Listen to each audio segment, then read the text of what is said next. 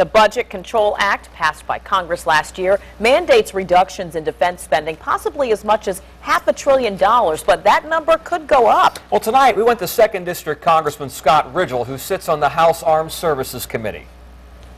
I'm certain that there will be a line item or two or three, maybe more, that would have an impact on Hampton roads. But we are not potted plants in this process. I mean, we'll go through a markup process in the House Armed Services Committee where we will express the will of the House Armed Services Committee.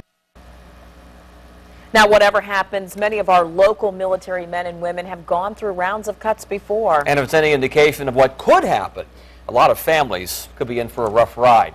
And on your side's Jason Marks talked to some of them who know what it's like to go through downsizing. Jason? Yeah, Tom, these cuts are from the ERB, or Enlisted Retention Board. It was up to the board to decide how to slim down the Navy, but families can't understand how the decision was made.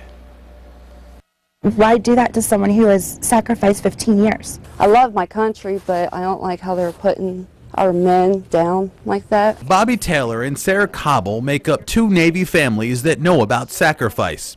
Their husbands have been in almost a combined 30 years. We've been through 7 deployments in 14 years. Both husbands were career Navy men. At least they were. His chief had called him and said, I need you to go down to Oceana and talk to the commanding officer. My husband said, okay, well, what is it about?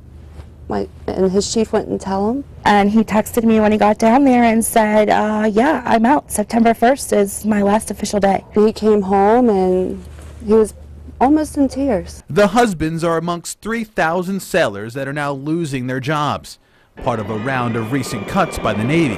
It's like drawing a circle on the floor, throwing names up, and whoever lands in the circle will stay in. How the Navy decided who goes is puzzling to the families, though it involves sailors of different ranks. I understand, you know, that they have to downsize. I understand cutting budgets, but this was not the right thing to do. This downsizing, I don't support it. Congressman Ridgel isn't sure if jobs can be saved, but he plans to do all he can. One thing we can do, at a minimum, in Congress is to bring attention to a matter, to express our disapproval, representing the will of the people. The will of the people has taken to Facebook, creating a page to show the unhappiness over the cuts.